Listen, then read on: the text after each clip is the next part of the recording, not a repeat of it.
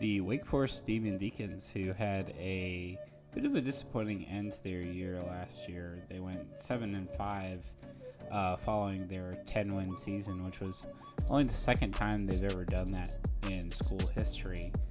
Obviously, coached by Dave Clawson, who has been excellent there. He has brought a massive amount of stability and success to the Wake Forest program, making an ACC championship game 2 years ago. And really, that's the main point of this video, is that you're still on the decline, I would say, from that 10-win season 2 years ago, with your departures, losing Sam Hartman, who really made that offense run these past few years. That's a huge loss. You're replacing him with Mitch Griffiths, who at the beginning of this year had to step in while Sam Hartman was dealing with his rib problem. And he did pretty well, although the competition that he faced wasn't exactly Power 5. But it showed promise for this year. Wide receiver A.T. Perry is also gone. He left for the NFL. He was a very talented wideout. He had a very good route tree that he could run, and he was very good in catching in traffic and really making all the catches you needed whenever you got the ball his way. And defensive lineman Rondell Bothroyd is also gone. Just some defensive depth gone there, which is a big concern for Wake Forest. You know, Wake Forest has excelled on the offensive side of the ball by putting up a lot of points, but on the defensive side, they've kind of been lackluster with stopping opponents. It's always sort of been a situation where Wake almost has to just outproduce the team that they're playing week in and week out, rather than rely on their defense to make enough stops in a field position game where the team that starts at its own 40 rather than its own 20 or further back is going to win. It's more of whoever can get to 35, 45 points first is going to win in a game with Wake Forest. It's not always the case, though. Like the Wake Forest NC State game last year was 30-21, so not that high scoring. Although that's a different situation with how defensively loaded NC State was last year, and you're bringing in more offensive players through this offseason. Walker Merrill, a wide receiver, also Michael Mays Jr., another wide receiver, to just kind of replace what was lost with Perry leaving.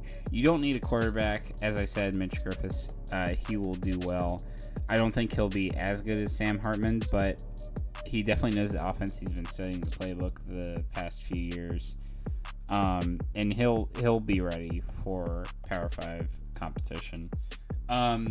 Jacob Roberts, an inside linebacker, joins the team. Also a very key need.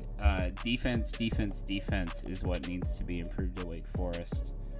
And that goes right into the strengths. I think your strength is quarterback. Your wide receiver room is still pretty good. Not as good as last year, but that just plays into the general offensive scheme. You know, the delayed mesh concept that Wake Forest likes to run with a lot of play action. Really likes to freeze those linebackers or draw them and make them be indecisive while the receivers are crossing across the middle, so that easy completion with yards after catch can be made. And it's really worked for a lot of games for Wake Forest. With, again, I go back to that 10-win season. It just worked like a charm. And your weakness, I would say, is your defense. You know, Wake has given up a lot of points and a lot of yards these past few years. The only reason that they've won as many games as they have is because of that offense and because of Sam Hartman. And I really think that's going to bite you this year, just simply because the offense will be not as productive without Sam Hartman, but it will still put up points. I just don't think the defense is going to be stellar enough to make stops and win you games. I think you're going to get into a lot of situations where the last team that has the ball wins with a Wake Forest game. And week in, week out, it's kind of hard to predict who in each game situation is going to get that ball last. So Wake Forest has been a really tough team to predict for me. Luckily, they've come up last on my alphabetical order, so with the other prediction videos that I've made, I've basically got all the conference schedule picked already. So let's roll into that schedule. You start off week 1 on a Thursday at home against Elon. I think this will be a win. Elon is going to be struck hard by this offense, the claw-offense, as I and my friends like to call it. And they're not going to know what to do. They played you before with Dave Clawson at the helm. They couldn't figure it out then. They can't figure it out now. Mitch Griffiths will probably play the first half. He'll probably have 3 or 4 touchdowns, and you'll just roll in this game. No worries at all. Then you play Vanderbilt at home, SEC opponent. Definitely probably the weakest SEC opponent you could have chosen, but does that really matter in your book? Probably not. Vanderbilt looked pretty good against Hawaii this past Saturday. I mean, they only won by 7, but I guess you have to take into account the fact that Hawaii was really playing for the victims of the wildfires there, which I'd like to extend my condolences to anyone who's lost family or friends in those wildfires, and it's very sad. But again, Vanderbilt only won by 7 points, and I think Wake Forest as a program is just farther ahead of Vanderbilt right now with that offensive scheme. And even though the defense isn't great, it can still get some stops. This is a tough one. I think I have to give Wake the win, though, simply because it's a home game. Yeah, Wake is really tough to pick this year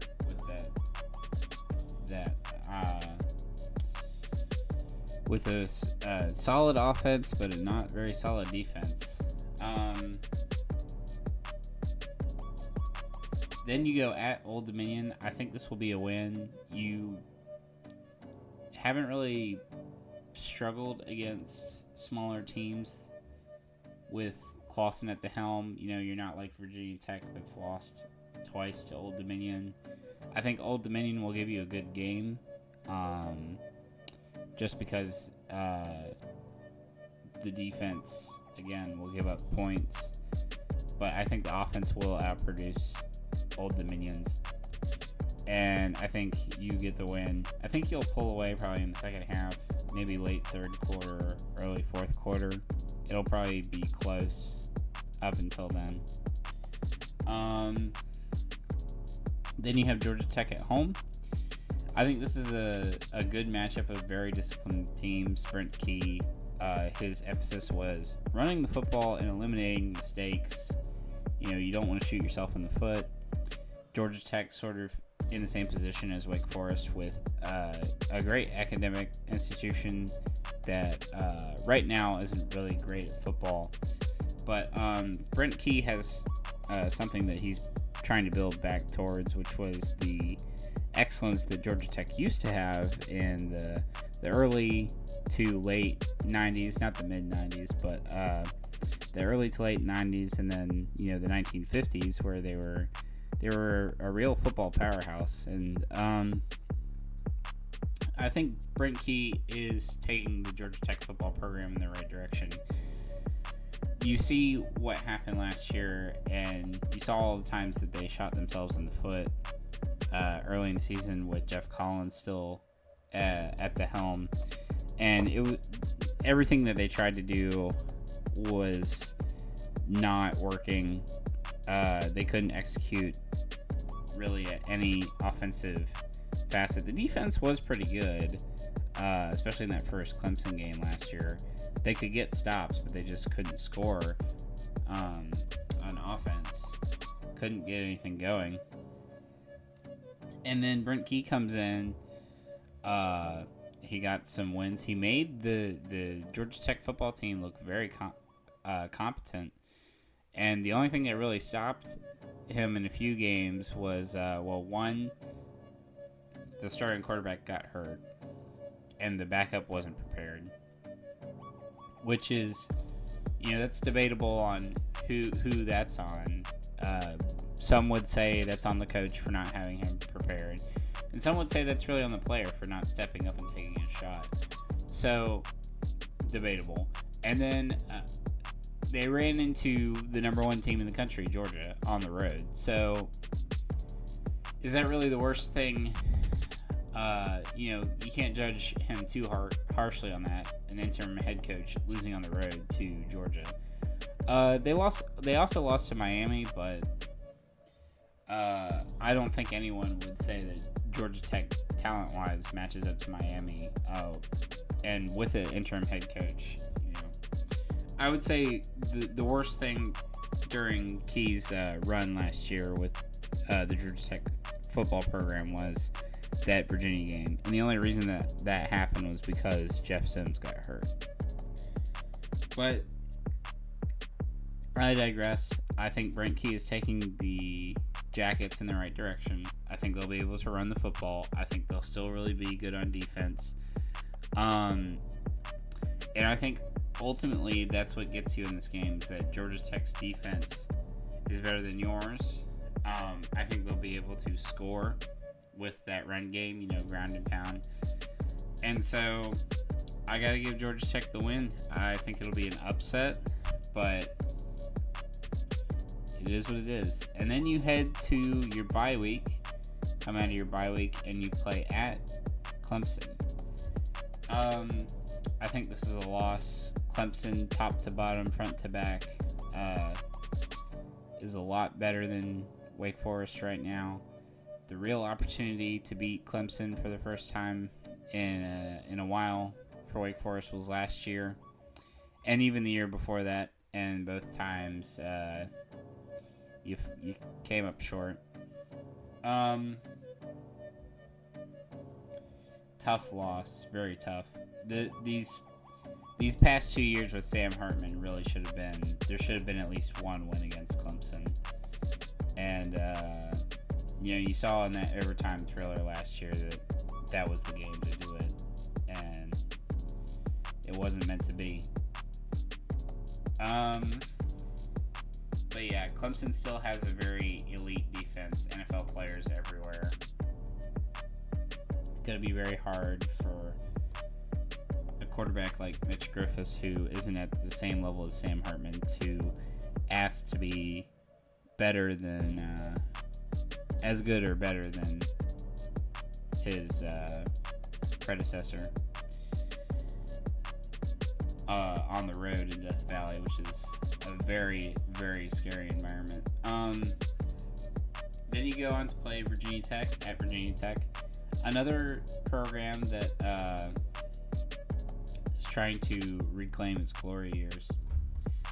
And with Brent Pry, every guy that he brought in this offseason to improve that offense, which only averaged 19 points last year, and how the defense played, I think overall they make enough improvements to win this game. I think they beat you in sort of a bounce back year. And then you play Pitt for homecoming. Pitt, defensively, very good. Their defensive line has a great pass rush design, almost NFL type. And with Phil Dracovic offensively leading them, I think they're going to be a dangerous team. I've got them at 9-3, and one of those 9 wins is against you. I think the Pitt Panthers come into Winston-Salem and beat you on homecoming. Then you play Florida State. Florida State is supposed to be really, really good this year. You beat them last year in Tallahassee. I think that was one of the games they felt like they should have won. That and the NC State game. Obviously, they made more mistakes in the Wake Forest game because they lost by 10, 31-21. I think they get revenge, honestly. I think that game has ate away at them for the past 365 days. And they come in and they prove why they've gotten so much hype this year. And they show everyone they're back. Then you go on the road to play Duke. Duke is a bit of a sleeper team this year. Even after the year that they had last year, I don't think people are giving them enough credit.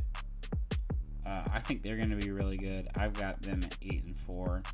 I think Riley Leonard is one of the top 5 quarterbacks in the ACC right now, at least preseason wise. I would probably put Jordan Travis, Tyler Van Dyke,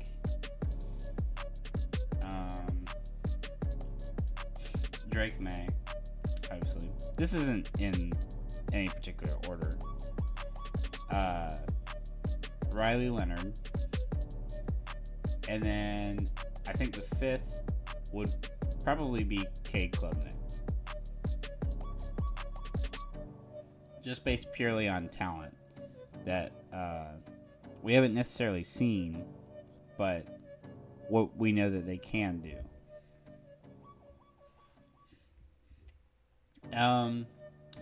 But yeah, I think Duke gets the win. I think their defense is a lot better than yours, and I think Riley Leonard is going to be too much for your defense. And I think this is one of the games where you straight up get outproduced offensively. I don't think you can handle 3-4 stops a quarter and then Duke scoring 1 to 2 touchdowns every quarter with how good their offense is against your defense. Then you play NC State. NC State, you've had their number for a long time. The 21st century, NC State has only won 2 times in Winston-Salem. So I think you beat the Wolfpack. I think this will be an upset win, a huge one, because it's a huge rivalry between NC State and Wake Forest. And yeah, I think you get the upset win. I think your defense comes out motivated. They want to play with some pride after the loss against Duke. And they ball out. They stop Brandon Armstrong in the air raid offense. And you put up a lot of points. Mitch Griffiths puts up big numbers against the Wolfpack defense. And you get the win. Then you go on the road to play Notre Dame. Tough, very tough place to play Notre Dame. One of the largest, most electric crowds in all of college football. And to go to Notre Dame and win, you have to be a really complete team. I mean, totally disciplined, ready to go. You have to be totally unfazed by every element of the game that's against you, which is the crowd, and possibly the elements with how late this comes in the year. it very well may be snowing. But I think you take the loss.